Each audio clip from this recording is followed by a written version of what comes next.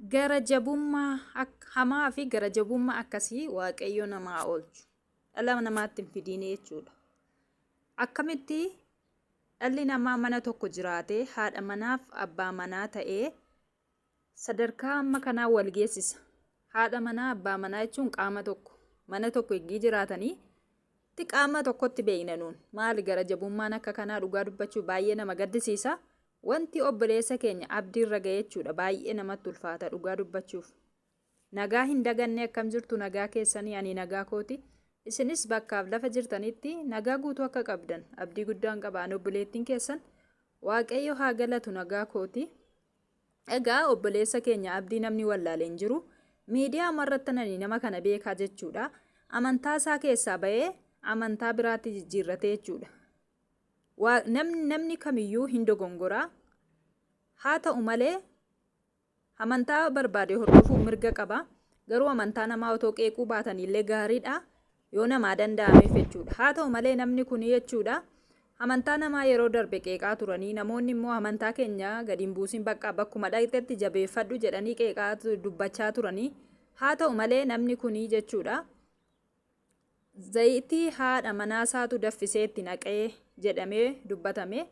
Sababa haadha manaasaa miidhamee jechuudha baay'ee nama gaddisiisa dhugaa dubbachuuf. Haa ta'u malee hojii namni kamillee waanuma facaasee haammata.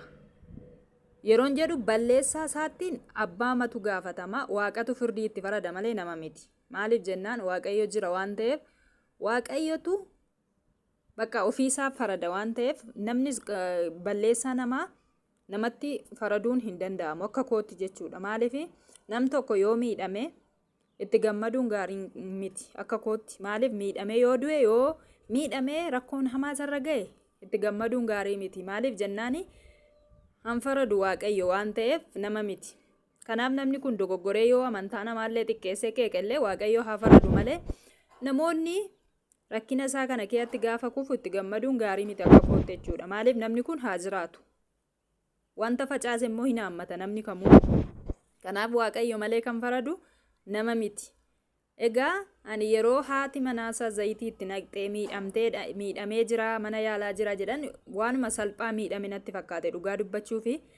Garuu dhiyoo kana immoo yeroo miidiyaa irratti suura isaa argamu gurri isaa hin dhaga'u ijji isaa hin argamu jedhanii baay'ee zayitiin sun nama kana kan guggubedha dhugaa dubbachuu baay'ee tokko suura isaa ilaaluun namatti ulfaataa jechuudha. Kanaafuu baay'ee miidhamee jechuudha akka yeroo duraa miti jechuudha. Kanaaf nama kana waaqayyo haa fayyisu bakka jiranitti waaqayyoon isaaf kadhachuudha. Maaliif nam tokko yoo jallate yoo bade gaarummaa hin qabu kan faradu immoo waaqayyo malee nama miti. Kanaaf nama kanatti gammaduu dhiisanii gama barbaachisuun bukkee dhaabatanii akka amantaatti waaqayyoon isaaf kadhachuun barbaachisaadha. Namni haa jiraatu bakka maaliif nam tokko yoo du'e yookaan yoo miidhame homaa gatii namaaf hin qabu. Namni kamillee du'a namaa yookaan miidhama namaatti gammaduu hin qabu.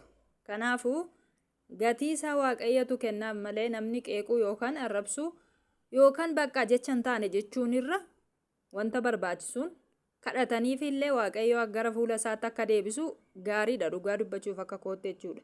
Gara jabummaa akkasii immoo waaqayyo nama haa baasu obboleessa keenya immoo waaqayyo akkuma duree isaatti fayyisee isa haa deebisu jenna. Kanaaf akkuma amantaa keessanitti waaqayyoon kadhadhaa fi obboleessa keenya nagaan naaf tura.